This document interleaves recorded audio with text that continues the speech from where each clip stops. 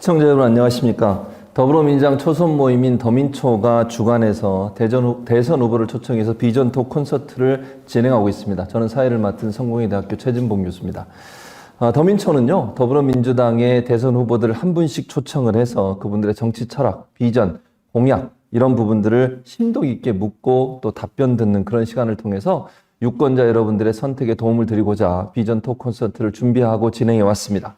지금까지 박용진, 정세균, 이낙연, 김두관, 이재명 후보 5분의 후보와 차례차례 저희가 비전톡 콘서트를 진행을 했고요. 오늘은 마지막 순서로 추미애 후보를 모셨습니다. 오늘 비전톡 콘서트는 더불어민주당 공식 유튜브 채널인 델리민주에서 방송을 하고 있고요. 또 민주당 국회의원들의 개인 유튜브를 통해서 방송이 되고 있다는 점 알려드립니다.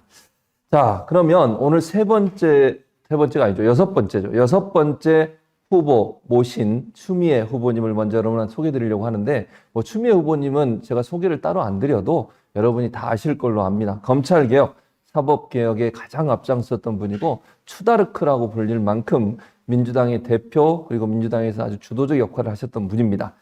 검찰개혁, 사법개혁을 늘 외치면서 지금도 고군분투하고 계시는 추미애 후보님 여러분한테 소개해드리도록 하겠습니다. 어서 오십시오, 후보님. 안녕하세요. 추미애입니다. 후보님 먼저 우리 당원, 지지자 그리고 시청자분들께 인사 말씀 부탁드리겠습니다. 네, 사람이 높은 세상, 산업세, 사람을 높이는 나라. 저 추미애가 정의, 공정, 법치, 추미애의 전공법으로 확실하게 만들어내겠습니다. 기호 6번 추미애입니다. 참고로 광고 말씀드립니다. 오늘 추미애 TV에서 라이브로 보실 수 있고요.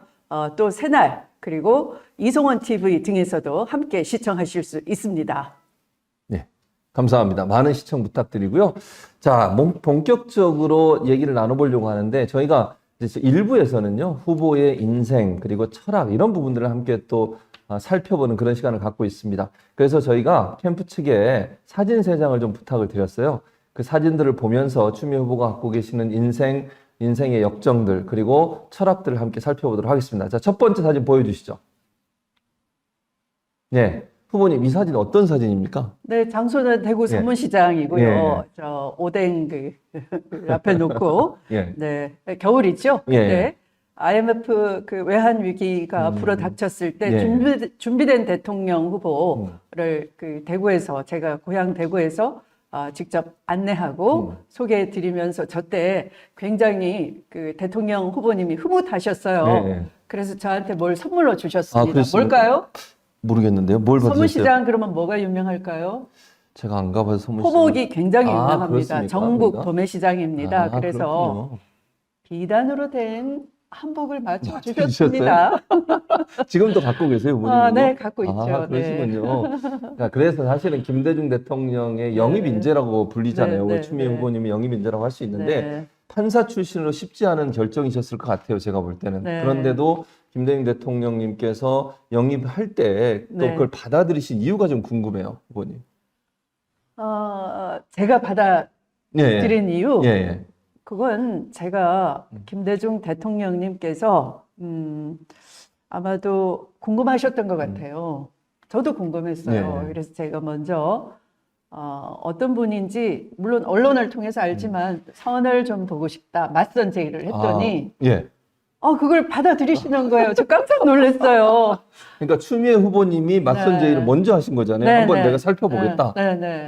그러셨군요. 그랬더니 올라오라 이래서 제가 깜짝 놀라서 이걸 거물 정치인을 만나면 이른바 이 고도의 중립성이 요구되는 판사 직업에서 그냥 만날 수는 없겠구나. 그래서 깔끔하게 사표를 내고 만나야 되겠구나. 일요일 날 올라오라니까 금요일 날 제의를 받고 토요일 날 부랴부랴 사표를 써가지고 법원장님한테 갖다 드렸어요. 법원장님 깜짝 놀라시는 거예요. 그래서 내가 이거 서랍에 넣어둘 테니까 만나보고 와서 그때 결정해라. 그때 결정하면 내가 비밀로 할게. 그래서 법원장님 아닙니다. 제가 좋아하는 이 사법 독립, 중립 이걸 제가 훼손할 수는 없으니 제가 깔끔하게 하겠습니다. 라고 하고 내려와서 조금 있다가 지역 언론사에서 왔어요. 그러니까 이미 정당에서 알려버린 거예요. 이미 영입하셨다 이렇게. 그래서 제가 사표 내기를 정말 잘했다. 그렇죠. 깔끔한 처신 정말 잘했다. 그때 나이가 어렸지만 그런 생각이 있었어요. 그런 결기가 계속. 네. 근데 그러면 네. 정치 입문하면 꼭 하고 싶었던 일이 있으세요, 후보님? 우선은 예. 그때는 정권 교체되지 않으면 사법 발전 안 이루어지니까 예. 법원 내부에서 정말 사법이 이 권력의 도구로 전락하는 걸 보고 가슴을 칠 때가 많았어요. 네. 그래서 제가 정치 발전을 이루어야지만 사법 정의를 세울 수 있다 이렇게 생각하고, 그런데 그걸 이루어낼 분이 네. DJ 대통령, 그 DJ의 당시. 철학을 제가 평소 존경했으니까 이분을 도와야 되는데 이분이 그때 정치를 안 하겠다 하고 가셔서 다시 예. 정치권으로 들어오시니까 이 밀어내기를 막 하는 거예요. 그래서 제가 저분을 도와드리기 위해서는 그 바람을 좀 일으켜드려야 되겠다. 제가 선을 맞선 자리에서 예. 저 지역구 나가고 싶습니다 했더니 그러셨어요? 어머 이분이 빵 터지시는 거예요. 보통은 비례로 하든지 이렇게 할 텐데. 예. 아마 예. 이제 저의 맞선 제의를 받아들이고 그때 비례로 한번 영입해보자 그러니까요. 이런 정도로 준비를 하셨던 것 같아요. 예. 근데 기습 제안을 역제의를 당하신 거죠. 그랬더니 예. 그때 함께 했던 분이 정대철 부총재이셨는데 그러셨군요. 예. 자네가 예. 지역구 한번 알아보세요. 아. 그 자리에서 막 너무 빵 터지셔가지고 그래서 제가 예. 바람을 일으켜보고 싶습니다. 그건 당선을 제가 전제하는 거거든요. 그리고 또 보수적인 법관 직업에서 이렇게 진보적인 분을 지지한다 그러면 그렇죠. 이분의 그 합리성 이런 게 알려질 것 같더라고요. 그런 그 선구적 역할을 해보고 싶었어요. 네. 혹시 그 판사 하시다가 그만두시고 이제 정치에 들어오셨는데 네. 후회해 본 적은 없으세요? 한 번도? 왜 인간이니까 왜 후회가 안 되겠어요. 그러나 예. 그 지나놓고 보니까 후회는 순간의 감정이고요. 예. 최초의 정권 교체를 하는데 내가 누구 못지않은 역할을 했다. 나 아니었으면 그거 없을 수도 있다. 왜냐하면 제가 예. 전두환 정치자금법을 없애버렸다니까요. 그러셨어요? 네. 예. 그러니까 재벌과 정경유착이 됐던, 그러니까 재벌은 법적으로 지정기탁금을 내게 돼 있는데 예. 익명으로 내게 돼 있어요. 그러니까 익명이지만 다 얼마씩 낸다고 그렇죠. 하고 선관위를 통해서 재벌이 정치자금을 주는데 다 그 여당 후보한테만 주는 거죠. 그렇죠. 그러면 야당은 아무런 돈도 없이 해볼 재간이 없었던 거예요. 제가 그것을 고발을 해서 그 당시 이해창 후보의 예. 당보를 받아냈죠. 그러셨군요. 그래서 오늘의 이 정치자금법 기초를 그때 만든 거예요. 제가 만든 거. 그거 없었으면 예. 정권 교체 안 됐죠. 그렇죠. 제가 잔다르카가 돼서 예. 바람을 일으켰을 뿐만 아니라 정치에 있어서 윤활유와 같은 정치 자금을 야당 후보한테도 갈 수 있게 해줘가지고 정권 교체가 됐으니까 그러시군요. 예. 저는 정말 보람된 일을 한 그러니까요. 거죠. 그러면 지금의 네. 민주당 의원들이 박수 쳐드려야 되잖아요. 소리 없는 박수 좀 쳐보십시오. 언제 추다르크라는 별명이 생겼어요, 의원님? 그때 이제 그 대구에서 예. 지역 감정을 예. 지역 감정에 휩싸인 우리 대구를 구하겠다. 네. 그래서 지역 감정으로부터 고향 대구를 지키는 잔다르크 이렇게 길잖아요. 예, 그렇죠. 서울에 있는 어떤 기자가 동행 취재를 와서 네. 그 긴 글 보고 한참 취재를 하다가 추다르크 이렇게 해서 기사를 써줘서 그때부터 그렇게 됐군요. 네, 네. 아무튼 저도 그 인상에 추다르크란 말이 오랫동안 남아 있어서 추미애 네. 후보님 뵈면 늘 그 생각이 들어요. 네. 근데 늘 저는 개인적으로 뵈면 늘 부드러우신 분이셔서 제 개인적인 경험을 말씀드리는 건데 누님처럼 네. 이렇게 부드러우셔서 네. 그런 느낌을 별로 안 받는데 어쨌든 그렇게 네. 이미지가 생겼습니다. 자, 네. 그럼 두 번째 사진으로 넘어가 보겠습니다. 두 번째 네. 사진 보여주시죠. 예, 이 사진 어떤 사진입니까, 후보님? 저건 노무현 후보와 예. 막판 그 유세 일대인데요. 예. 저게 아마 그 신촌 정도 같아요. 제 기억에. 그렇군요. 네, 네. 네. 근데 이제 저게 아마 그 파국 직전. 예. 그러니까 정몽준 정몽준, 후보가 예, 그렇죠. 깰 그 전전 유세쯤 되지 않을까 싶고요. 네. 네. 그 마지막 그 유세에서 종로 유세에서는 네. 예. 제 옆에 제가 잘못 가면 제 네. 멱살을 잡고 흔들 대찬 여자 추미애도 있습니다. 그걸 이제 정몽준 후보 쪽에서 예. 다음 대통령 정몽준을 자꾸 연호를 하는 거예요. 아니, 내일 선거면 노무현 이걸 그렇죠. 그렇게 해야 되는데. 열창을 해줘야 되는데 네. 자꾸 정몽준 다음 대통령 정몽준 이러니까 헷갈리잖아. 정신 네. 사나워요. 그렇죠. 그래서 이제 후보께서 좀 조용히들 하세요. 내 옆에 네. 추미애도 있습니다. 네. 네.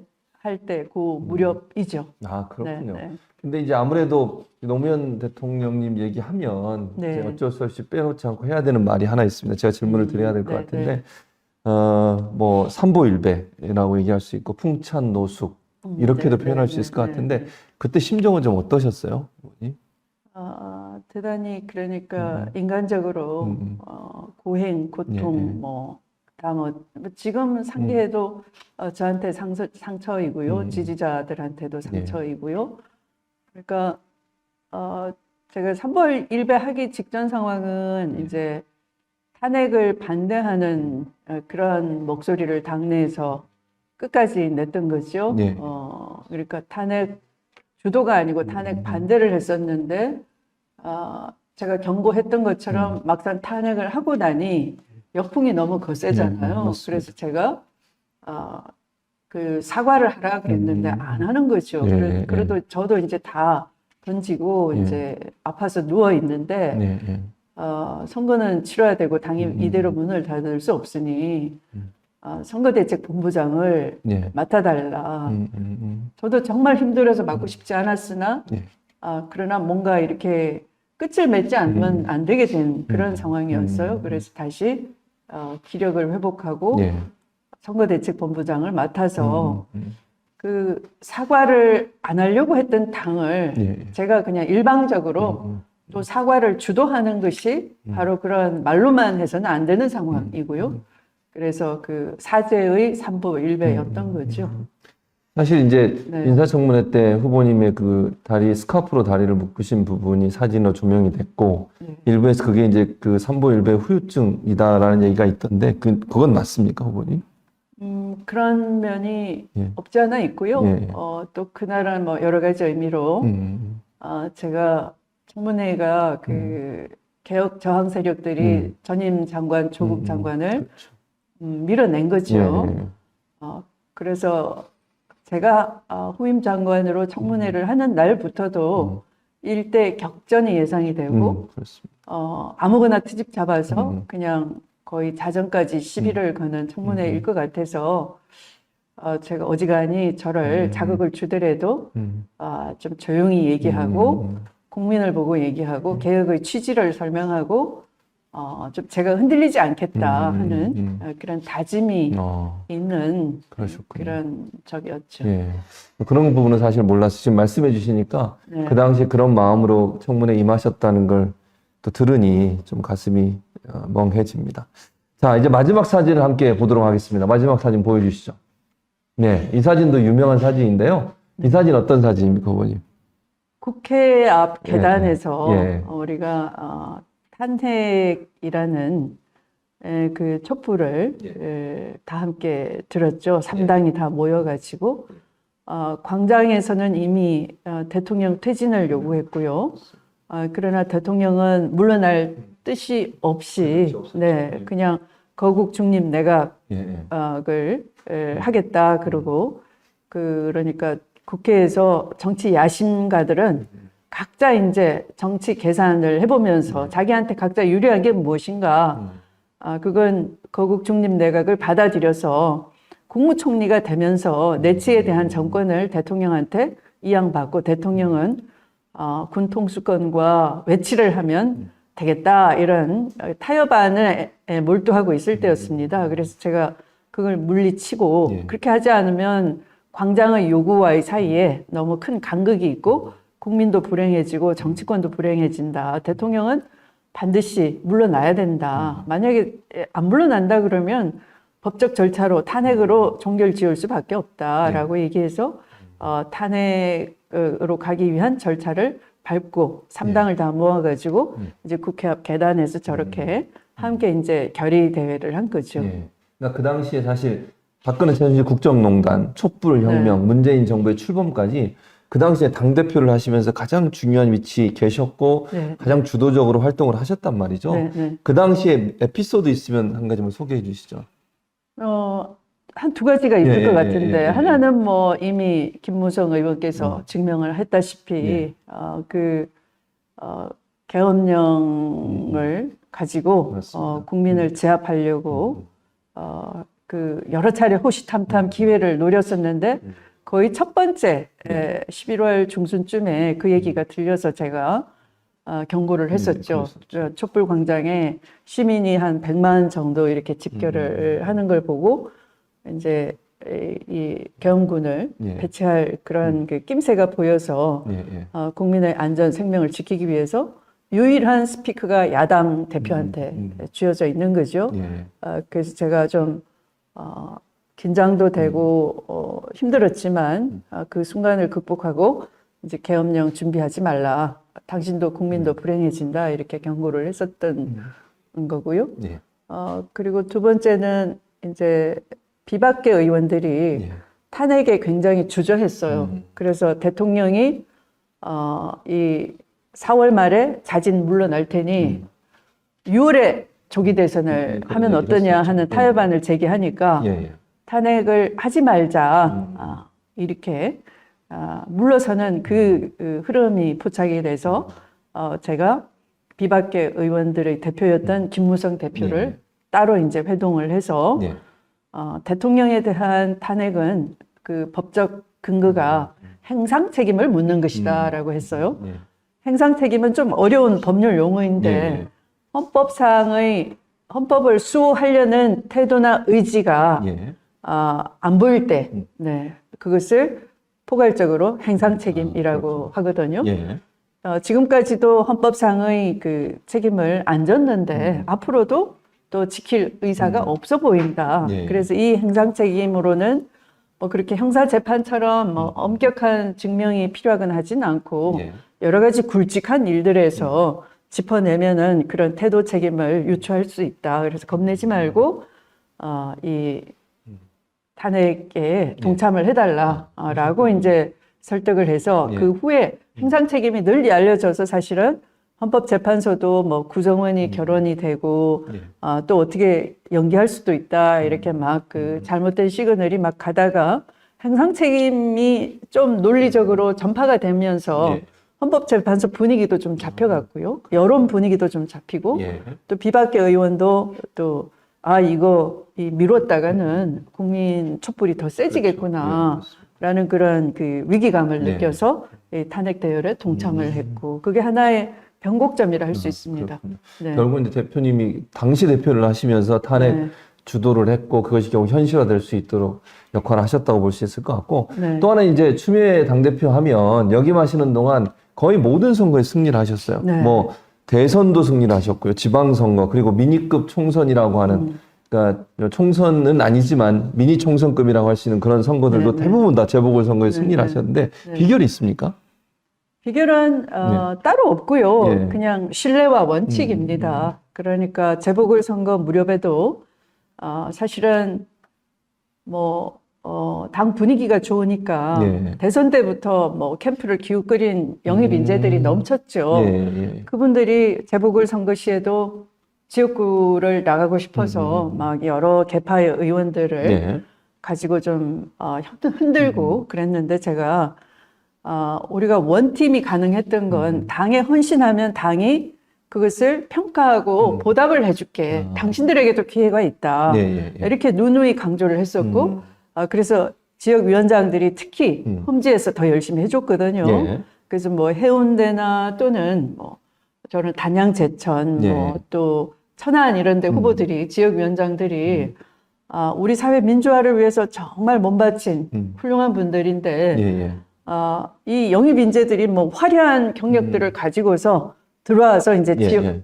어차피 여당이니까 그렇죠. 쉽게 예. 된다고 생각하고 이제 밀고 들어올 때 제가 네. 그 원칙을 지키고 이분들한테 기회를 주고 그래서 그런 당은 한번 그 원칙을 지켰으면 어려울 때일수록 예. 또 그걸 지켜내고 또 그것으로 함께 동지임을 확인을 해주고 또 더 예. 열심히 하게 하고 예. 또 좋은 때면 기회가 좋으니까 또 그걸로 보상을 해주고 이런 그 당의 건강성을 유지하는 것이 이 예. 당의 리더십으로서는 필요하다 생각합니다. 예. 정말 지금 세 장의 사진을 통해서 저희가 이제 추미애 후보님의 여러 가지 얘기들 또 정치인으로서의 모습들을 좀 살펴봤는데 연결해서 이제 후보님 하면 국회의원 뭐 네, 여러 번 네, 하셨고요. 네, 그리고 네. 법무부 장관 출신이잖아요. 네. 제가 볼 때는 대한민국을 대표하는 가장 대표하는 여성 정치인 중에 한 분이에요. 선구자의 역할을 했다. 여성 정치인으로서 중요한 역할을 할 수 있도록 하는 그렇게 보여지는데 정치인 추미애로서 국민들에게 가장 알리고 싶은 성과가 있다면 뭐가 있을까요? 요즘 그 젠더 갈등이 심하잖아요. 예, 그렇죠. 네. 제가 이렇게 동네 지나가면 예. 제가 운동 나왔으니까 우리 동네 주민들이 예. 그냥 편하게 운동하게 놔둬야지 하고 지나가세요. 그러시군요. 어떤 날 예. 따님을 데리고 어떤 분이 저를 불러 세웠어요. 예. 내일 모레 우리 딸이 이 변호사 시험 치르는데 그냥 지나가고 싶은데요. 꼭 손 한번 잡아주세요. 길을 넣어주세요. 예. 어릴 때부터 그 의원님을 닮고 싶어서 얘가 그렇게 변호사가 되겠다고 하고 열심히 네. 달려온 아이입니다. 예. 제가 너무 반가운 거예요. 사실은 누군가의 롤 모델이 된다는 그 그렇죠. 자체가 예. 굉장히 인생의 기쁨이죠. 맞습니다. 그래서 제가 이렇게 안아줬어요. 안아주셨군요. 네.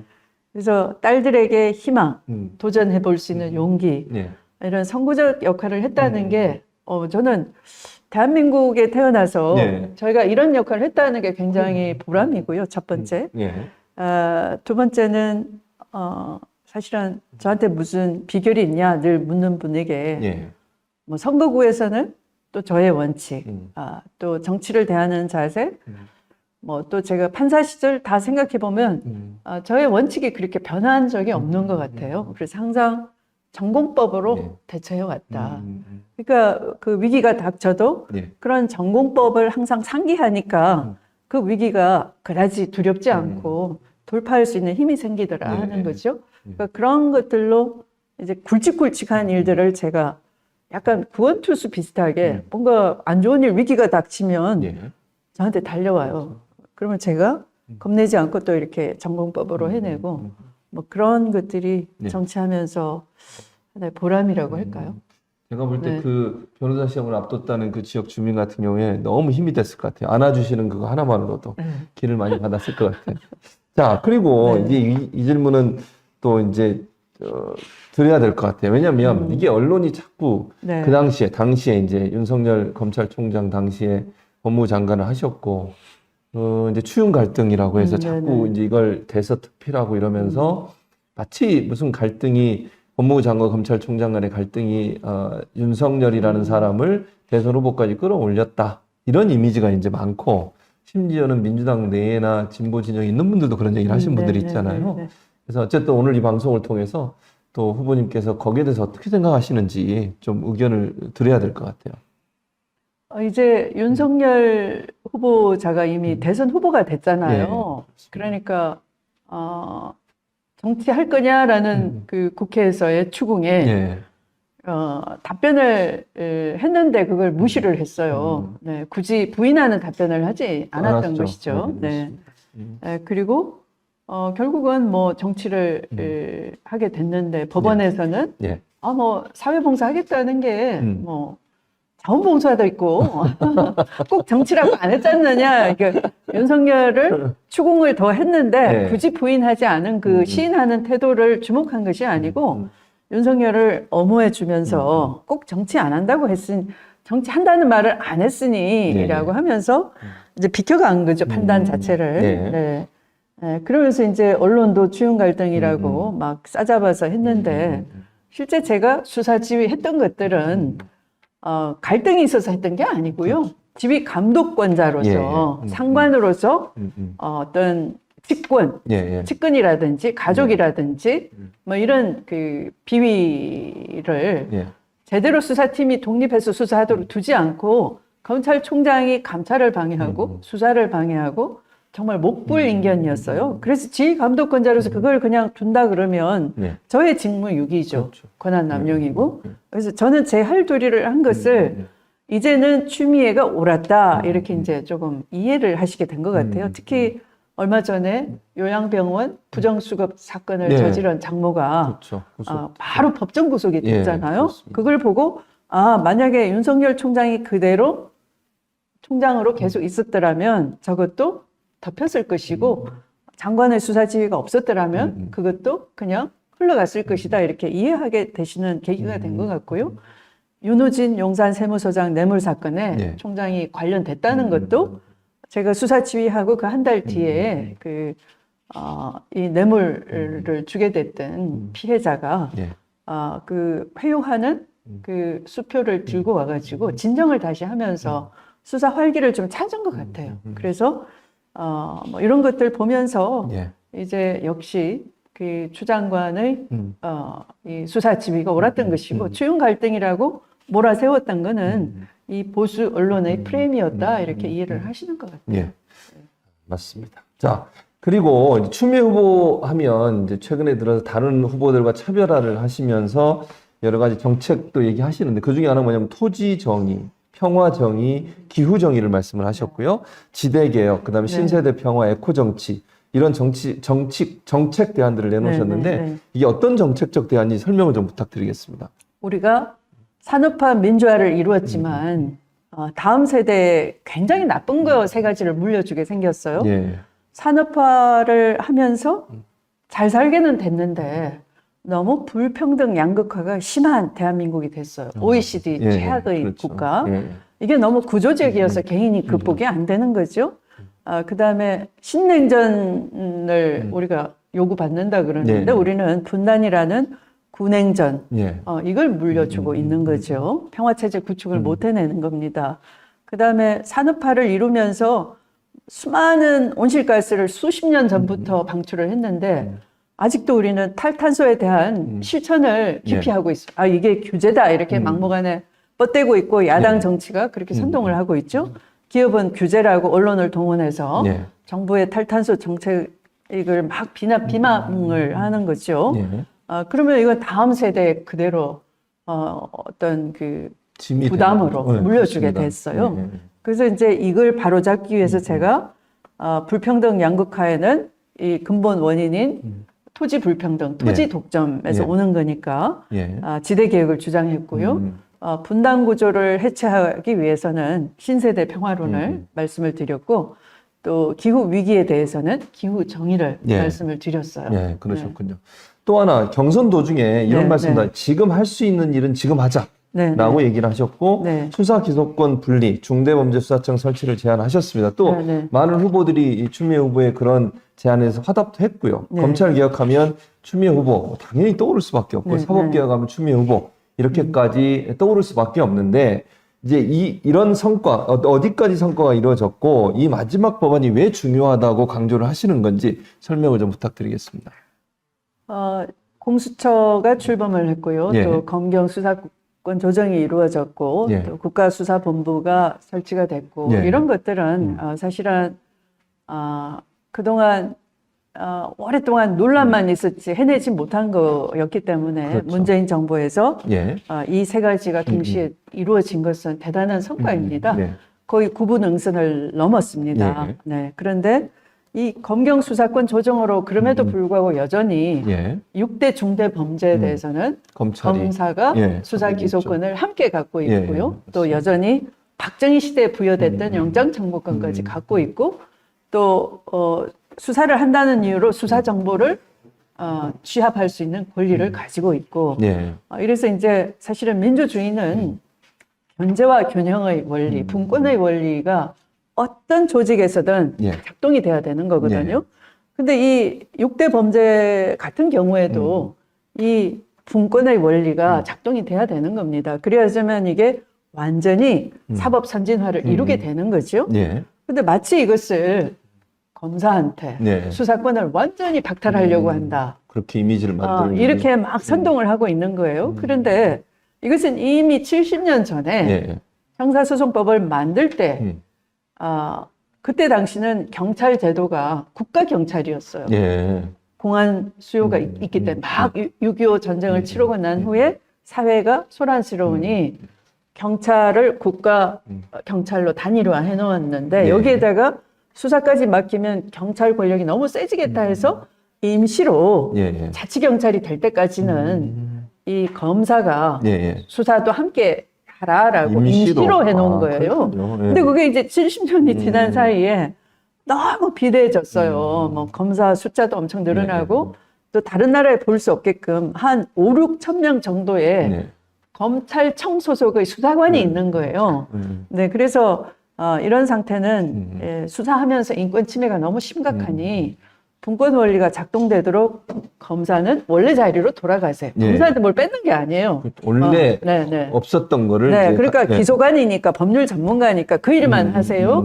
수사는 수사청을 설립해가지고 이 수사 전문가한테 돌려주세요. 라는 그런 거니까 예. 그게 완결이 돼야지만 완전히 검찰 개혁이 이루어지는 거죠. 아, 그렇군요. 네. 그래서 결국 설명을 잘 들었습니다. 후보님 네. 말씀하신 것처럼 임시로 부여됐던 기소권이 계속 이게 묵시적으로 지속돼 왔고 그걸 네, 이제 되돌리는 과정이다 그렇게 그렇죠. 말씀해 주셔서 네. 법안의 중요성을 말씀해 주셨습니다. 네. 자, 지금까지요. 저희가 후보자의 정치 역정, 대선 출마 이유, 그리고 정책적인 부분의 대략적인 그림들 이런 부분들을 함께 묻고 답변을 들었습니다. 이제요, 제가 추미애 후보께 5분의 시간을 드리려고 합니다. 우리 이제 시청자분들, 그리고 지지자들, 그리고 국민 여러분들에게 정책 공약을 발표할 수 있는 시간을 드리려고 하는데, 후보님 5분 동안 정책 발표해 주시기 바랍니다. 네, 그냥 편하게 말씀드리겠습니다. 대한민국이 선진국이 됐습니다. 선진 강국의 나라는 들어섰지만 국민은 여전히 힘듭니다. 그래서 저는 선진강국 대한민국의 국격만큼 국민의 품격도 높이려고 합니다. 국민도 더불어 행복한 나라, 잘 사는 나라 만들어 드리려고 합니다. 수도권뿐만 아니라 지방도 함께 잘 사는 나라를 만들고자 하는 것입니다. 우리나라가 산업화, 민주화를 이루어냈지만 그리고 선진국 대열에 들어섰지만 우리는 다음 세대에게 아주 구조적이고 고질적으로 나쁜 세 가지를 물려주게 생겼습니다. 첫 번째는 양극화와 불평등입니다. 저 추미애는 양극화, 불평등을 지대개혁을 통해서 해소하려고 합니다. 우리나라의 불로소득은 연간 한 400조 원에 이릅니다. 저는 이 불로소득을 제대로 정상과세, 합리적 과세를 통해서 환수를 해서 청년 일자리, 공공임대주택 이렇게 더블 복지 국가를 실현하는 자금으로 쓰려고 합니다. 두 번째, 우리는 신냉전에 돌입하고 있습니다. 신냉전은 기본적으로 미국과 중국 사이에 우주, 해양, 전 지구를 놓고 한판 겨루는 기술 패권을 누가 지느냐 하는 싸움인 것입니다. 우리가 구냉전도 해결하지 못했는데 신냉전 입구에 있다 하는 것은 대단한 불행인 것입니다. 다음 세대의 발목을 잡지 않기 위해서 평화체제 구축을 하려고 했으나 그 외교적 노력만큼 불행하게도 잘 되지 않았습니다. 이 분단 구조 아래에서 다음 세대가 남북이 비교적 서로 우위에 있는 북한의 이 핵기술을 평화적으로 항공 우주 기술로 바꿀 수 있고 또 대한민국의 바이오, 반도체, 스마트 자동차, 5G 이런 앞선 기술들을 함께 합쳐서 신세대가 기술을 선도하는 그런 나라로 바꿀 수 있다면 우리는 미국 편이냐 중국 편이냐 강요를 당하지 않을 수가 있습니다. 이런 평화 세대를 만들기 위해서 신세대 평화론을 말씀드리고 있는 것입니다.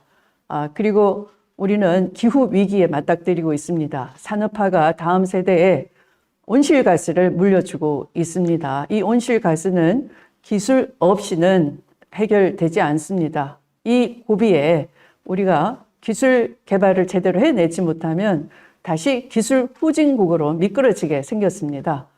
또 기후 위기는 정의롭지 않은 전환을 하게 되면 기후 약자가 더 많은 부담을 지게 되는 것입니다. 정의로운 대전환을 하기 위해서 사회적 약자, 기후 약자를 만들지 않아야 되는 것이고 국가의 녹색 기금을 통한 정의로운 대전환을 지금부터 준비하기 위해서 기후 정의를 헌법 제1조 3항에 담는 헌법 개정안도 제가 주장을 하고 있습니다. 뿐만 아니라 앞으로는 디지털과 함께하는 세상입니다. 그래서 디지털 문해력을 높이기 위해서 디지털 혁신, 교육 혁신을 공약으로 내세웠습니다. 그리고 마지막으로 저는 우리의 복지를 더블 복지 국가를 만들기 위해서 복지부총리를 신설하면서 보편적 복지를 확대하고 거기에 두텁게 사회적 약자를 더 국가가 실질적으로 보듬는 그런 집중복지, 일반 복지와 또 집중복지를 함께하는 더블 복지 국가를 제시했습니다. 앞으로도 구체적 공약으로 나라의 높아진 국격만큼 국민이 더불어 잘 사는 대한민국을 만들기 위해서 기호 6번 주미에 사실 66년 된 이 전통의 민주당에서 이 본선을 끝까지 완주할 최초의 여성 후보입니다. 이 여성 후보가 최종 후보가 된다면 대한민국이 달라질 것입니다. 세계가 주목할 것입니다. 이 자체가 대한민국의 정치 발전 또 미래를 통찰하고 섬세하면서도 과감한 결단을 해낸 강한 추진력과 흔들림 없는 원칙으로 돌파할 것은 돌파해내는 성과로 증명하는 저 추미애에게 우리나라의 미래를 한번 맡겨보시면 어떻겠습니까? 탁월한 선택, 후회 없는 선택이 될 것입니다. 고맙습니다. 5분을 아주 정확하게 맞추셨습니다. 대단하십니다. 그리고 66년 전통의 유일한 여성 대선 마지막 대선 후보, 최종 후보 되시기를 저도 간절히 바라겠습니다. 감사합니다. 자, 수고하셨고요. 2부의 두 번째 순서는 공통 질문입니다. 그러니까 예전에는 물 마시셔도 됩니다. 후보님 너무 또 말씀을 많이 하셔가지고 예전에 이게 나눠서 질문을 드렸는데 오늘 한꺼번에 드리겠습니다. 왜냐하면 비슷한 질문이거든요.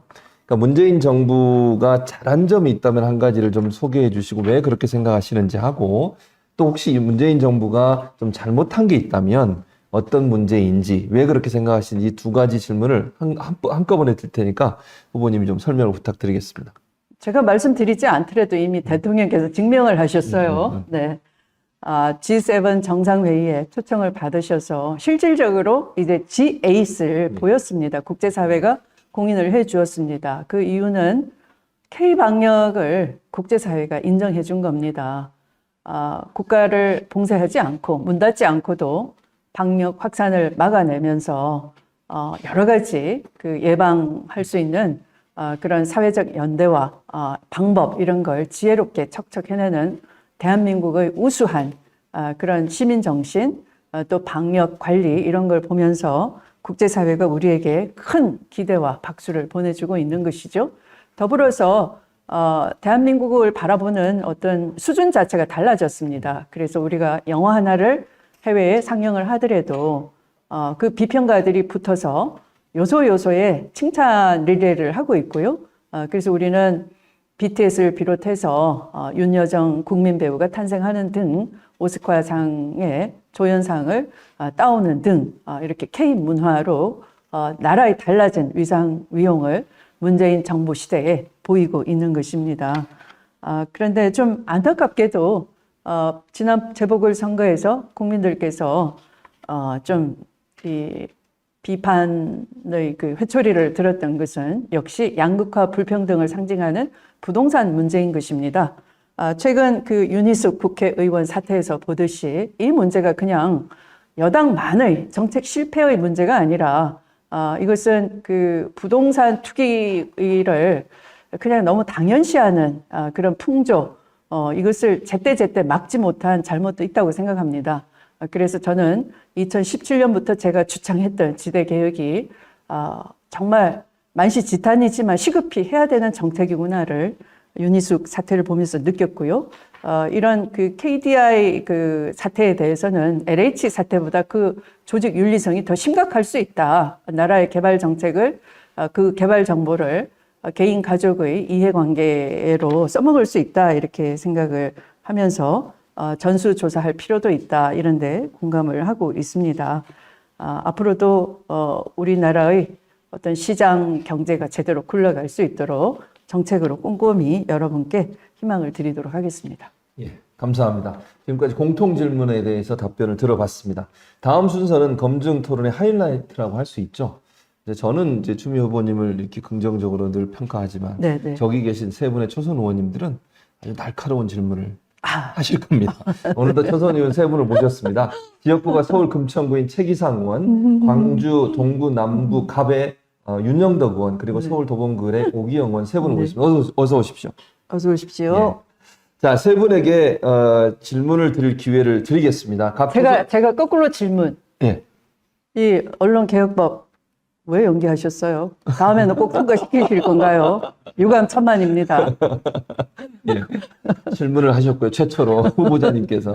자, 세 분의 의원님들께 7분의 시간을 드리겠습니다. 앞에 이게 보이실 걸로 생각이 들고요. 상호 토론을 자유롭게 진행하시면 되고, 순서는 최기상, 윤영덕, 오기영 의원 순으로 그렇게 진행해 보도록 하겠습니다. 네. 자, 그럼 먼저 최기상 의원님께서 질문해 주시기 바랍니다.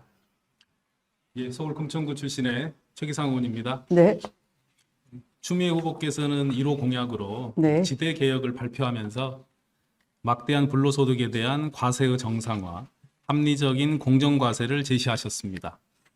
세부 내용으로는 부동산 보유세 강화, 장기적으로 종합부동산세를 국토보유세로 전환, 보유세 증세, 거래세 감세, 부동산 과세는 가능한 가액 기준으로 운용 등이 있는데 내용을 더 구체적으로 설명해 주시고 특히 대통령 취임 5년 내에 어느 정도 실현 가능한지 연차별 구체적인 추진 계획도 말씀해 주시면 감사하겠습니다. 네, 기회를 주셔서 고맙습니다. 이 후보자 간 TV 토론을 하다 보니까 시간이 너무 짧아가지고 정책을 알릴 기회가 없었어요. 네. 우선 제가 보유세 강화를 말씀을 드리는 것은 어떤 부분이냐 하면 지금은 빌딩하고 이 공장 이런 걸 끼고 있는 부지에 대해서는 용도별 차등과세를 해서 별도 합산을 하는 것이고요. 근데 주택이나 나대지 여기는 이제 또 그 높은 과세를 하는 거예요. 그래서 용도별 이 차등과세가 오히려 역차별을 가져오는 이 땅 부자한테 더 낮은 세금을 근데 이 주택이나 꼭 주거용 필요해서 가진 분한테는 좀 더 높은 세율 적용을 하게 돼 있죠. 그래서 이런 용도별 차등과세를 없애고 이 세제상 역진돼 있는 이걸 바로 잡고 하자는 것이고요. 또 이 우리나라의 이 실효세율, 부동산 실효세율이 국제 비교를 해보면 OECD 평균은 0.6이에요. 그런데 노무현 정부에서 그 OECD 평균만큼 실효세율을 좀 높여보자 했을 때 세금 폭탄이다 막 난리를 쳤지만 당시 한나라당이 실효세율 0.5를 역제안을 한 바 있습니다. 그래서 저도 0.5를 제안 드리면서 이 정도면은 과거 한나라당도 받아들였으니까 국회 수용성이 있겠다. 여야 간에 합의가 가능하겠다. 그러니까 제가 대통령 되면 당장 국회 동의를 얻어낼 수 있는 분위기만큼 제안하는 거죠. 그럴 경우에 OECD 평균보다 비교할 때 0.1 정도밖에 낮지 않지만 미국과 비교하면 그것도 한 2분의 1 절반 수준이고요. 근데 그럴 때 이제 지금의 재산세와 종부세 이렇게 나눠져 있는 거를 폐지하고 이게 토지 보유세 이렇게 단일화할 때 한 30조 정도의 추가 세원이 발굴이 되는 겁니다. 그래서 그 30조를 가지고 저는 국민이 현실적으로 땅을 가지고 있거나 없거나 간에 국민으로 이 땅에 태어나면 국토에 대한 평등한 권리가 있지 않겠습니까? 그걸 이 거둬들인 세금을 가지고 권리를 현실화시켜 준다면 국민 주권 배당을 실시할 수 있다. 이렇게 생각을 합니다. 그럼 대강 한 30만 원에서 50만 원 정도 드릴 수 있을 것 같고요. 연 30조인데 만약에 30만 원 정도 드린 경우에 그럼 나머지 돈을 좀 남길 수 있는 거거든요. 그걸 저는 국민 안식년제를 도입을 해서 이 안식년은 왜 필요하냐 하면 우리가 취업 준비기가 있고요. 또 직업 전환기가 있고 노후 준비기, 그러니까 경제활동 인구가 한 15세에서 64세까지인데 2022년이 되면 이 인구가 한 3,500만 명이 됩니다. 그러면 이 3,500만 명이 대체로 연 한 20만 명씩 이 안식년을 신청을 하면은 1년에 1,200만 원, 매월 100만 원씩 이 사람이 높은 세상에서 산업세 수당을 드리고자 제가 제안을 하는 거거든요. 저의 아이디어입니다. 그러면 국민 안식년제에 연간 1,200만 원, 월 100만 원씩 받으면서 다음을 준비를 할 수 있는 거거든요. 네, 그렇게 활용할 수도 있고 또 이 더블 복지, 집중 복지 재원으로도 활용할 수 있고 또 그런 복지 재원은 제가 OECD 국가의 한 20% 정도인데 우리가 12.2%거든요. 사회복지 서비스 지출이. 근데 그 지출을 20% 정도 높일 때 이제 그 일반 재원 가지고도 그렇게 또 활용을 할 수 있는 겁니다. 네. 예, 아주 의미 있고 뜻깊은 공약 같습니다. 더 궁금한 것은 대통령 임기가 아쉽게도 5년밖에 없고요. 네. 또 단임제지 않습니까? 네. 그래서 궁금한 것은 결국 연차별 구체적인 추진 계획이 있으셔야만이 네. 이 내용들이 국민들께 설득력이 있을 것 같습니다. 그래서 뭐 개략적인 아마 네. 만일에 취임하시자마자 1년 차 때는 이 네. 부분을 어떻게 실행하시고 그 다음 계획은 어떠신지 혹시 잠깐 더 말씀을 드릴 수 있겠습니까? 다음 대통령 초반에는 더불어민주당 의석수가 여전히 180석이고요. 네, 제가 아까 말씀드린 것처럼 야당이 반대를 할 명분을 제가 제시하는 것처럼 부동산 실효세율 0.5% 정도 한다면은 막대한 불로소득이 400조, 부동산 불로소득이 400조나 되는데 그 중에 이제 30조를 걷는 거거든요. 그럼 대체로 여론의 수용성도 있을 것 같아서 180석 가지고 있는 민주당에서 의지만 있다면 제가 제안하고 민주당이 받고 한다면 집권 초반에 당장 시행 가능한 겁니다. 네. 예, 알겠습니다. 네. 기대가 큽니다. 네. 추미애 후보께서는 이제 법무부 장관 시절 검찰 개혁에 대한 강한 시동을 거셨습니다. 네. 검찰 개혁에 또 상징성도 나름 갖고 계신 분인데요. 이번 공약으로 보니까 수사 기소권 분리, 중대범죄수사청 설치를 제안하셨습니다. 네. 그 내용은 초반에 조금 설명을 하셨는데요. 네. 다시 한번 더 이 공약들을 실제로 실행하시는데 임하시는 각오나 의미를 한 번 더 설명을 해주시겠습니까? 수사 기소 분리는 제 공약이 아니고요. 그러신가요? 이낙연 후보가 공약을 했어요. 아. 그래서 제가 당 대표 시절에 저한테 장관 그만두셔도 너무 괴로워하지 마십시오. 우리가 입법으로 해결하겠습니다. 물론 이낙연 대표님이 직접 저한테 한 얘기는 아니에요. 뭐 그 당시 홍영표 의원님, 또 김종민 의원님, 여타 등등의 의원님들께서 그렇게 말씀을 하셨거든요. 물론 윤호중 법사위원장도 마찬가지시고. 그런데 수사 기소 분리를 안 하는 채로 그냥 재보궐선거를 치르고, 네. 아마도 그 당시 검찰 이슈가 선거에 불리하다, 이슈 전환을 해야 된다 이렇게 생각을 했던 것 같아요. 그러나 엉뚱하게도 부동산 문제가 직격탄이 돼서 선거에 참패하고, 사실은 개혁 입법을 했었더라면 부동산 문제가 불거졌어도 그것도 또 개혁하겠습니다 하면은 오히려 점수를 따면서 선거 이겼을 것 같아요. 네. 그런데 선거 참패 이후에 번지수를 잘못 짚어요. 검찰 개혁 때문에 졌다. 조국 탓, 추미애 탓 이렇게 번지수 잘못 짚길래 제가 말씀을 드렸죠. 아니 그때 안 하시고 선거 참패 원인을 마치 검찰 개혁 탓인 듯 하시다가, 물론 당신이 직접 말씀하시지는 않으시고요. 초선 가운데 5분이 말씀을 하셨죠. 네. 그런데 제가 수사 기소 분리를 다음 대통령 공약으로 얘기하시길래 대통령 공약이 아닙니다. 입법 사항입니다. 그리고 캠프에 많은 의원님들이 오셨기 때문에 캠프 의원님들에게 같이 하자고 하십시오. 그랬더니 상의해 보시겠다 한 이후에 느닷없이 끝장 토론을 하시면서 당신이 앞장서시겠다 하시길래 제가 환영합니다. 지금 당장 하십시오. 공약 아니어도 됩니다. 근데 내일 하겠다는 건 오늘 안 하겠다이니까 내일 하지 말고 지금 하십시오. 이렇게 요청을 한 거죠. 예, 감사합니다. 시간이 다 돼서 네. 우리 최기상 의원과 네. 추미애 후보의 1대1 질의와 토론 또 들어봤습니다. 네. 다음 두 번째로 윤영덕 의원께서 질의해 주시고 역시 시간은 7분을 드리도록 하겠습니다. 시작해 주시죠. 네, 후보님 반갑습니다. 반갑습니다. 앞에서 네, 네. 그 세 장의 사진을 가지고 이야기하시는 거 들어보니까 네, 네. 정말 뭐 한편의 영화를 보는 것 같은 그런 느낌이 들었습니다. 네. 저는 광주 동구 남구 갑이 지역구 네. 지금 교육위원회에서 네, 활동을 하고 있는데요.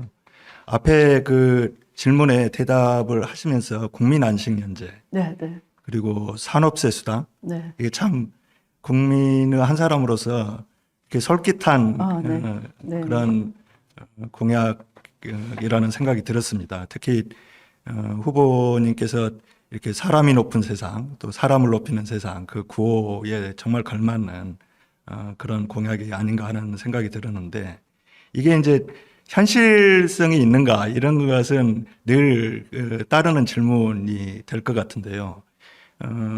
공공 부분에서는 결심을 하면 시행이 좀 용이할 수는 있겠지만, 민간 영역에서는 뭐 재원을 지원하는 것도 그렇지만, 이제 더 어려운 것은 과연 이 노동력을 쓰는 그런 사용자의 입장에서 안식연재를 그렇게 간다고 했을 때 그 업무 문제도 있고 이런 것 때문에 여러 가지 좀 사회적인 합의가 필요할 것 같은데, 그 현실성을 높일 수 있는 그런 방안에 대해서는 뭐 계획을 갖고 계신 게 있으십니까?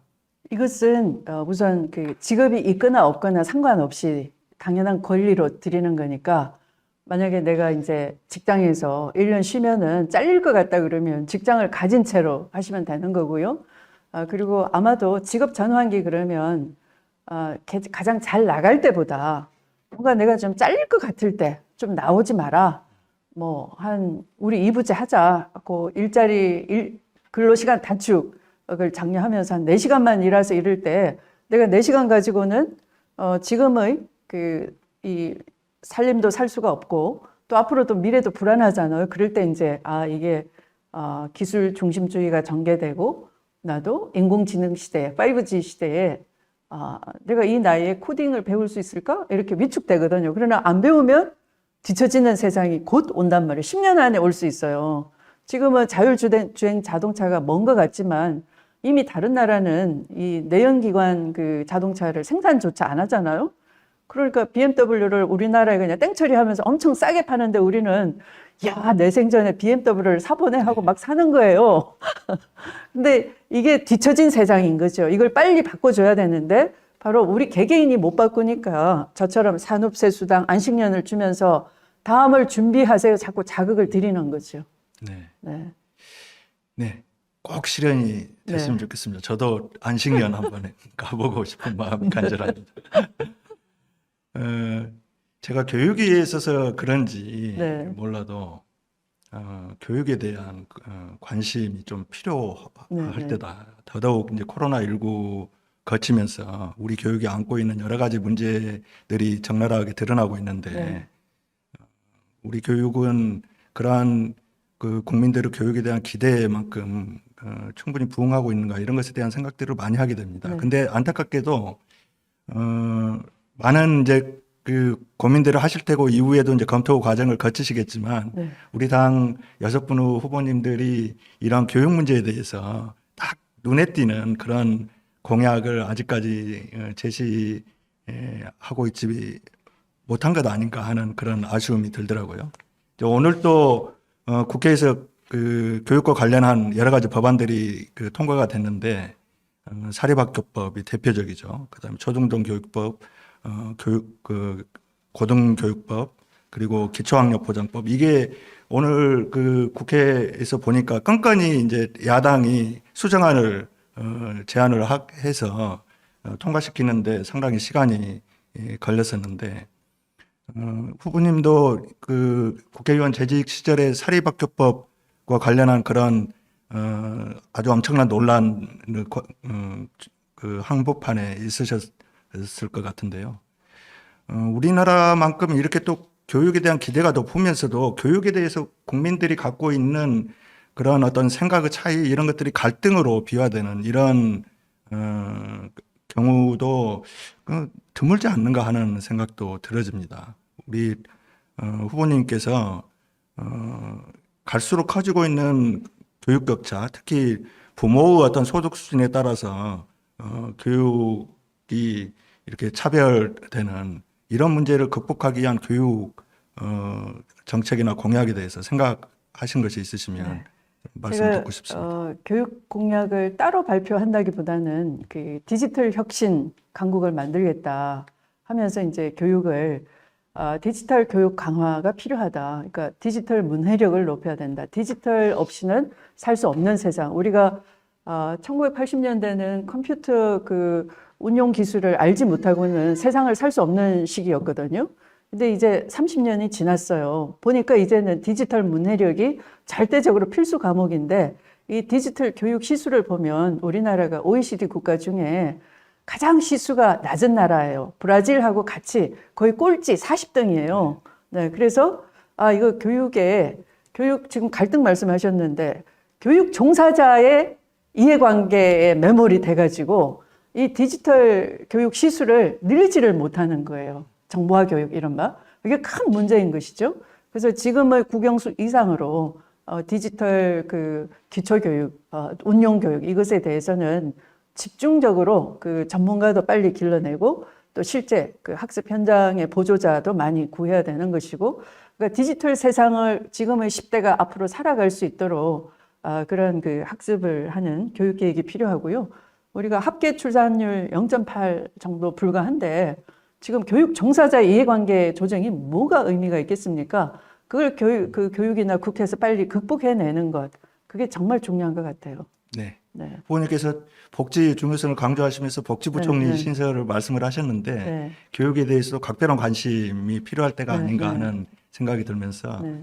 우리 교육이 정말 희망의 사다리가 될 수 있도록 네. 하는 그런 데 특별히 신경을 써주셨으면 하는 바람입니다. 네, 네. 감사합니다. 시간이 다 돼서 네. 또 두 분과의 상호 토론 들어봤습니다. 윤영덕 의원과 추미 후보와의 네. 상호 토론 들어봤고 이제 마지막으로 오기영 의원 개별 질문 시간을 갖도록 하겠습니다. 역시 시간은 네, 7분을 드리도록 하겠습니다. 후보님, 이게 시간이 적어서 몇 개 질문하다 보면 중간에 말을 끊어도 이해 좀 해주십시오. 네. 그 공통 질문을 보도 드렸던 것들인데요. 이재용 가석방 문제입니다. 네. 이재용 가석방에 대해서 찬반 논란이 있었고 가석방 된 이후에 취업 제한의 의무 그 조치가 있는데 그것에 대해 취업 제한을 풀 거냐 말 거냐에 대한 논란이 있습니다. 입장이 어떻게 됩니까? 네. 우선 이재용 가석방은 대단히 잘못된 거다 하는 겁니다. 왜냐하면 그 반부패를 선도해야 될 주무부서가 법무부이고요.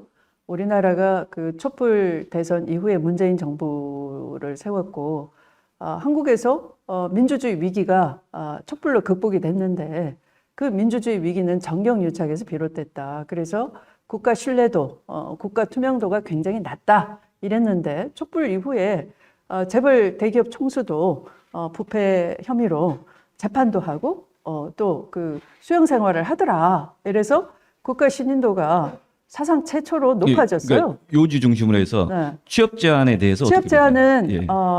그건 취업 제한을 풀면 안 되는데 탈법으로 하는 거죠. 왜냐하면 미등기 이사이니까. 그래서 오늘 경영복귀 관련해서 네, 김부겸 총리가 네. 영국 파이낸스 뉴스와 관련해서 한 것이 기사화됐습니다. 네. 그 복귀 어쩔 수 없는 거 아니냐, 불가피한 거 아니냐 이렇게 이야기는 어떤 입장이십니까? 그 주제에 대해서 경영복귀. 경영 복귀가 저는 불가피하다 이렇게 손놔버리면 안 되는 것이고요. 오히려 그런 입법 미비를 보완을 해줘야 되는 것이죠. 네. 이게 지금 실제 그 부분에서 취업 제한에 대해서 가석방 기간에는 법무부 장관이 승인을 해야만이 취업을 복귀할 수 있는 겁니다. 현 제도가. 네, 그렇죠. 그런데 그걸 승인할 거냐 말 거냐 그 전에 다른 후보자들이 물어봤었습니다. 네, 저는 승인해서는 안 된다이고요. 또 뭐 2조 원 정도 투자하고 그 일자리를 늘리겠다 이렇게 얘기를 하면서 마치 그게 어떤 사회에 보은하는 이런 그 홍보를 하던데요. 그 자체가 경영은 경영 논리로 판단을 해야 되는 것이지 본인의 가석방에 대한 은혜로 이렇게 한다 그러면 약간 후진적인 기업 운영을 하는구나 해서 기업 신뢰, 국가 신뢰가 함께 추락하겠죠. 예, 다음 주제인데요. 지대기획 관련해서 쭉 그 공약과 관련 내용 중에 이런 표현이 있었습니다. 시장 친화적 토지 공개념. 네. 그리고 이제 공정과세 이제 그 아까 이제 설명하시면서 불로소득 400조 정도 예상 추정되고 그 중에 30조 정도 세금을 거둘 수 있다. 근데 여기서 시장 친화적이란 말이 어떤 말인지 말씀. 네, 토지 공개념은 헌법에 있는 개념임에도 불구하고 반대 진영에서는 이것이 토지 공산주의다, 사회주의 사상이다 이렇게 왜곡을 하는 겁니다. 그런데 우리가 사회주의냐 아니냐 주로 나누는 데는 생산수단이 의 사유화를 인정하느냐 안 하느냐인데 토지나 뭐 이런 자연자원은 생산수단이 아닌 것이죠. 생산수단은 기계나 뭐 이런 자본을 얘기하는 것이죠. 토지같이 한정된 자원에 대해서는 당연히 공공성이 강조돼야 되는 것이고 어떤 나라도 위헌이 그렇게 아니다 하는 이런 것이죠. 취지인 것이죠. 말씀. 그러니까 시장 친화적이라 하는 특별한 것은 의미가 있는 게 토지 아니고. 독과점을 예. 해소하자고 하는 지대 개혁인 만큼 토지 시장의 독과점은 다른 시장의 독과점처럼 똑같이 오히려 시장 친화적이다 이런 얘기죠. 시장 정상화를 얘기하는 거니까. 예, 그러면 그 여러 가지의 그 복지 관련된 예산들 쭉 나오는데 그 중에서 아까 불로소득 3조 갖고 할 수 있는 거 이야기하셨지만 또 이 기본 기초 노령연금인가 여기 또 100% 달성하겠다고 공약으로 표시하셨더라고요. 네, 네. 그러니까 각종 공약에 관련된 그 자원 조달을 위해서 증세에 대해서 뭐 필요하지 않다 또는 이거에 대한 좀 구체적인 고민 있으신가요? 증세는 예를 들어 이제 그 재벌 대기업에 대한 법인세는 좀 올려야 되는 것이고요. 상속세도 좀 최고 구간을 좀 올려야 되는 것이고 또 제가 양도세는 좀 낮추고 또 이 과표 현실화 뭐 90% 달성하겠다 하는 것도 저는 사실 좀 낮추려고 하는 겁니다. 오히려 그건 가액 중심으로 새로 정상과세를 하려고 하는 것이고요. 그렇게 하면서 토지 집중, 그러니까 불필요한 토지를 집중한 경우, 뭐 우리가 1가구 1주택이라든지 또는 사업용으로 필요한 부동산은 지금 현행 수준을 딱 유지를 하고, 예. 다만 그런 과다 보유한 불필요한 토지 소유자에게는 좀 중과세를 하는 방안을 해서 더 그 불로소득을 많이 환수하겠다 하는 입장이죠. 박영진 의원 같으면 이중감세 이야기를 하셨는데 지금 네. 후보자님 같은 경우는 이제 법인세 또는 상속세 등에서는 이제 좀 증세하자 이런 말씀하신 네, 것 같고요. 다른 후보도 좀 증세 이야기하신 분이 계셨습니다. 네. 더블복지국가라는 용어를 쓰셔서 전 처음에 되게 헷갈렸습니다. 지금도 정확하게 이해를 못합니다. 네. 왜냐하면 보편적 복지, 집중적 복지, 그러니까 선별 보편 이런 논쟁하듯이 용어가 좀 복잡한데 실제 내용이 뭐냐? 네. 결국에 이게 무엇이 보편이고 무엇에 집중하겠다는 거냐? 여기 기존의 복지국가가 뭐가 다르냐? 되게 약간 혼란스럽다는 네. 느낌도 어떻게 보십니까? 네. 이런 이제 기본적으로는 정의로운 대전하는 그런 그 국정 철학에서 비롯돼서 예. 이 일반 복지는 좀 더 그 대상을 더 많이 넓히겠다 하는 것이고 그 중에 하나로 그런 주권 배당 같은 거 예로 들 수 있는 거죠. 국민 누구나 평등하게 토지를 갖고 있는 일반적 권리가 있다면 그런 그 국가가 생산을 높여가지고 부가가치가 많이 늘어나서 그걸 환수했다면 그걸 토지 주권 배당으로 이렇게 나눠주겠다. 한 30만 원에서 50만 원. 기본소득과 뭐가 다릅니까? 그게? 하는 것이고 기본소득은 소득의 대체성이 있어야 돼요. 소득이라고 하려면 저는 주권 배당이라고 하는 것이고 예, 배당과 예, 소득은 배당은 약간 상여금식인 것이고 그렇죠. 소득이라고 하면 소득 대체성이 있어야 되죠. 예, 예. 네, 뭐 50% 대체율 그러면 매달 기본소득이라는 정도의 규모는 아니다라는 데서 그 용어를 안 쓰시는 거고. 그리고 정기적이고 고정적이어야 되는데 그런 정기성 고정성이 없는 거니까. 예, 예. 네, 이게 그런 저는 의미에서 예. 주권 배당이라는 것도 하나의 그 보편 복지를 확대하는 일종의 그런 개념이 될 수 있는 것이고 그러나 사회적 약자가 있죠. 노약자라든지 경제적 약자가 그런 경우에는 집중 복지를 해서 두텁게 보살피겠다. 예. 지금 우리는 명목상 복지는 많은데 여러 가지 많은데 실제 개개의 어려운 사람들은 당신은 뭐 다른 수단 갖고 가니까 요것은 좀 줄이겠습니다 하면서 실제 받는 것은 그렇게 두텁지가 않죠. 하여간 요 주제는 되게 이제 복잡한 주제여서 네. 제가 좀 다른 주제를 또 넘어가겠습니다. 안식년제 관련해서 이제 이야기를 좀 하셨습니다. 안식년제 아까 적용 대상 인구를 얼마나 보십니까? 2022년이 되면 경제활동 인구 15세에서 64세까지가 추계상 3,500만이 됩니다. 예. 네. 그러면 이 중에서 매년 몇백만 20만 명이. 20만 명이요? 네. 시간이 초과돼서 마무리해 주시기 바랍니다. 항상 질문하다가 억울한 게 시간이 좀 그래서 하다가 못하는. 예, 죄송합니다. 예, 늘 왜냐하면 그냥 허다한 경우. 다른 후보들과 형평성 때문에 더 드리고 아니 싶어도 조금 더 드리죠. 30초. 30초. 30초. 이거 의원님 마무리를. 마지막 질문 하시죠, 그러면. 예. 그래서 실질적으로 예상되는 이제 규모와 관련해서 좀그 말씀하신 것이 네. 결국 실업수당과 어떤 좀 차별이 있을까? 실업수당 제도를 좀 강화하면 네. 그 기간을 좀 길게 하면 보통 6개월, 8개월까지 실업수당 주는데 실업수당은 그걸 1년으로 할 수도 네, 네, 있고 네. 또 금액 자체는 보면은 네. 대체되는 금액이 더 많거든요. 네. 100만 원, 200만 원, 300만 원 받는 사람도 있습니다. 그런데 이게 이제 안식연재가 그보다 더 나은가 네. 이런 이제 문제 제기를 실업수당은 이제 그 고용 사업 주체와 이제 그 개인이 합쳐서 이제 하는 거니까 이것은 국민 누구나니까 내가 직업이 있건 없건 국민 누구나인 것이죠. 경제활동인 인구 15세에서 64세까지는.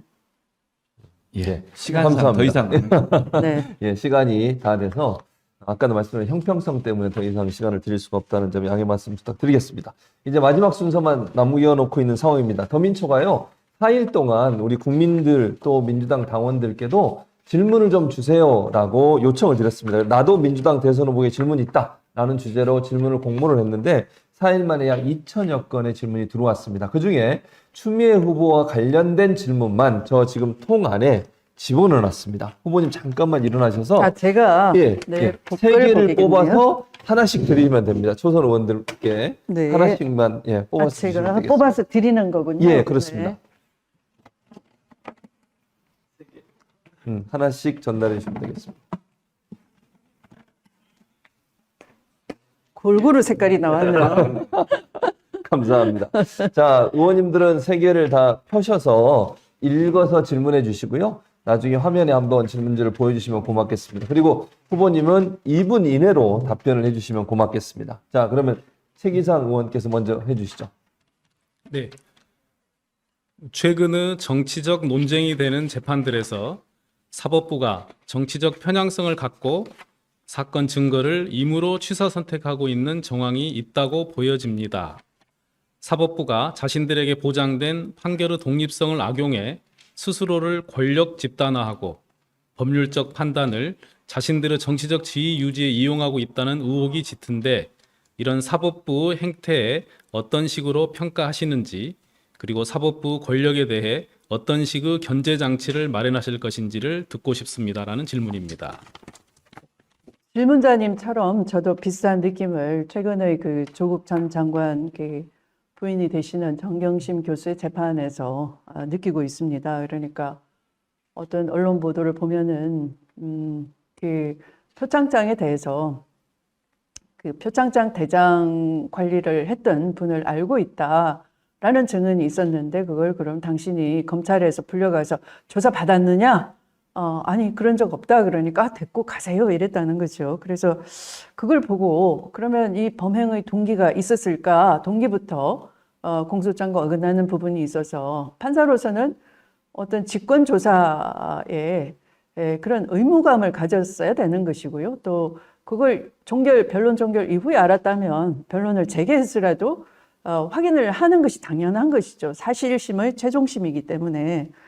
그런데 그렇지 않고 오히려 검찰에서 조사를 해가지고 집어줘야지만 재판에서 열어보겠다 하는 것은 지금 가고 있는 공판 중심주의, 법정에서 모든 걸 열어보는 게 정상인 것이지 미리 수사기관에서 다 만들어 와서 집어주는 그 증거는 오히려 법정에서의 증거처럼 그 적실성이나 이 현장성이 떨어지는 거거든요. 그래서 그런 걸 보면서 공판 중심주의를 판사가 잘 취지를 이해하고 있나 매우 걱정스러웠습니다.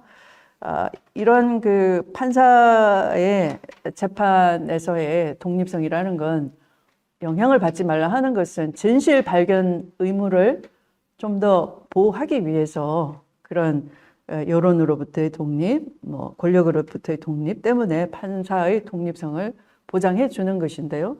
임의로 멋대로 하라 그런 취지는 아니겠죠. 독일 같으면 이런 그 판사의 임의성을 견제하기 위해서 일반 시민들로 하여금 법관 자격을 주는 민간 법관제, 이른바 참심제를 도입을 해서 운영하고 있고요. 그 숫자가 무려 6만여 명에 이른다고 합니다. 그래서 우리도 배심제뿐만 아니라 그런 독일의 참심제까지도 보완을 해서 재판부의 독립성이 하나의 그런 밀폐성, 은폐성, 독립성 위에 마음대로 하는 것이 아니라 자의성이 높아지는 것이 아니라 오히려 이 개방적이고 투명한 재판을 설득력 있는 재판을 할 수 있는 제도 보완을 지금 고민해야 될 때다 생각을 합니다. 예, 감사합니다. 자, 두 번째 질문 윤영덕 의원께서 해주시겠습니다. 네, 이것도 뭐 짧은 시간에 답할 수 있는 그런 문제는 아닌 것 같은데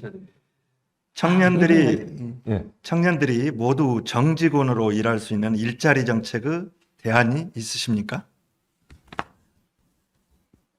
모두 정직원으로, 모두 정직원으로라기보다는 지금은 일자리에 절대 숫자가 부족한 거거든요. 그러니까 임시직이라도 어떤 훈련을 기르고 또 그걸 경력으로 인정받아서 정식 직원이 될 수 있는 기회를 또 열어가고 해야 되는데 지금은 빨리 아까 말씀드린 그런 디지털 문해력을 길러서 다음 일자리를 준비하는 그런 그 사회적 준비, 교육 혁신 이게 필요하다 이렇게 생각합니다.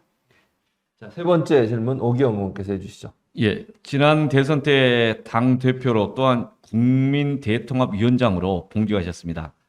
한국 사회 통합은 더 묘연한 방향으로 흘러가고 있는데 후보께서는 생각하시기에 통합은 어떤 방향으로 하는 것이 가장 좋을 것으로 생각하시는지요?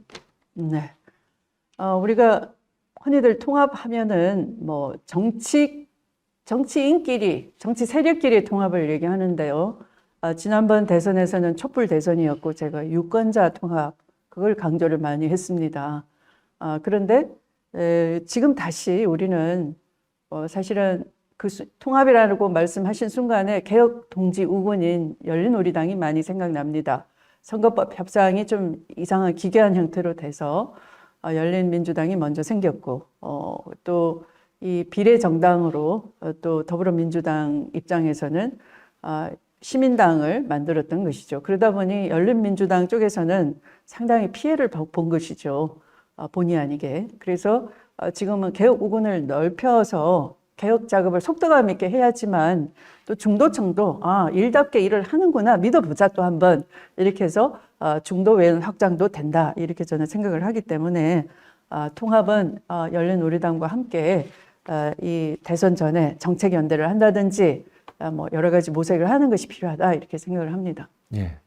예, 이제 준비한 순서가 다 끝났습니다. 1시간이 넘는 시간 동안 우리 추미애 후보님 열정적으로 말씀해 주시고 성심성의껏 답변해 주셔서 감사드리고요. 지금까지 추미애 후보의 인생, 정책, 비전에 대해서 우리가 들어봤습니다. 마지막으로 2분의 시간을 드리도록 하겠습니다. 마무리 말씀 우리 국민 또 동지 여러분께 해주시기 바랍니다. 네. 지금까지 제가 이제 마지막 후보였다고 합니다. 우리 세 분의 국회의원님들과 함께. 제가 초선 시절부터 지금 그 세 분의 대통령 당선에 어떤 큰 그 역할을 한 것이 기억이 나는데요. 지금의 국회가 이 문재인 정부에서 마지막 국감입니다. 저는 이 국회에 당부드리고 싶습니다. 오늘 언론개혁법, 오늘 미루고 내일 한다고 해서 국민이 박수 쳐주지 않습니다. 개혁은 때가 있는 것이고요. 개혁을 하나씩 하면서 저는 많은 점수를 땄습니다. 개혁을 누구든지 힘들지만 피하지 않고 겁내지 않고 해낼 때 그 의원이 스타가 되는 것이고요. 그 의원이 미래의 지도자가 되는 겁니다. 또 그 의원만 잘 되는 것이 아니라 그 의원이 소속한 당의 신뢰가 높아지는 것이고 그 당이 배출한 대선 후보가 힘을 가지게 되는 겁니다. 그래서 대선 이기려면 개혁해 주십시오. 저도 개혁하기 위해서 또 그 개혁은 민생을 위해서 하는 것이고요. 또 그 개혁은 국민을 행복하게 하기 위해서 하는 것입니다. 다시 한번 나라가 선진국인 만큼 제도도 재빨리 선진국으로 가고 언론의 징벌적 배상제 선진국 제도이고요. 뒤늦었지만 우리가 도입 반드시 해야 되는 것이고요. 그게 다 국민 피해를 막는 길이고 국민을 위한 길입니다. 네, 대선 승리합시다. 고맙습니다. 네, 감사합니다. 지금까지 추미애 후보의 비전 톡 콘서트를 진행해 봤습니다. 추미애 후보의 인생에 대해서 들었고요. 정책에 대해서 들었고요. 또 네거티브를 지향하고 저희가 정책 검증에 집중하는 그런 프로그램을 만들자고 해서 이 프로그램이 준비가 됐고 오늘 마지막 순서로 추미애 후보가 나오셨는데 아까 말씀드린 것처럼 국민당원 또 지지자 여러분에게 성심성의껏 답변해 주신 추미애 후보님 오랜 시간 고생 많이 하셨고 감사드립니다. 네, 고맙습니다. 그리고 오늘 또 세 분의 초선 의원님도 함께 오셔서 질의해 주시고 답변 듣고 또 토의해 주셔서 감사의 말씀 드리고요. 또 이제 마지막 마무리하기 전에 이 그 더민초를 운영하면서 이 프로그램을 기획하고 준비하고 열심히 마련해 주신 고영인 의원께도 특별히 감사의 말씀을 드립니다. 더민초가 어쨌든 그 지금까지의 대선 후보 토론회는 서로 네거티브도 하고 공격하는 것이 위주였다고 하면 저희는 오로지 후보가 갖고 있는 장점들을 발굴하고 그분들의 정책들을 적극적으로 우리 당원들께, 지지자께, 국민들께 알려드리는 그런 기회를 마련하고자 이 토론을 준비를 했습니다. 지난 6번의 토론회를 통해서 모든 후보들과 함께 얘기를 나눠봤고요. 오늘 마지막으로 추미애 후보를 마지막으로 해서 대단원의 막을 내리게 됐습니다. 그동안 성원해 주시고 함께 해주시고 응원해 주신 여러분 진심으로 감사드립니다. 이제 시작입니다. 경선 시작돼서 우리 민주당의 가장 좋은 후보가 대선 후보로 선출될 수 있도록 관심 가져주시고요. 또 투표에 적극적으로 참여해 주시기 바랍니다. 국민 여러분이 힘을 모아주셔야 더불어민주당이 더 한 발짝 나아갈 수 있고 대선에서 승리할 수 있는 기회가 될 거라고 생각합니다. 오늘 함께 해주신 여러분 고맙고 앞으로도 더불어민주당에 대한 관심 그리고 대선 후보들에 대한 관심 지속적으로 가져주시길 바라겠습니다. 그동안 고마웠습니다. 감사합니다. 네, 감사합니다. 수고하셨습니다.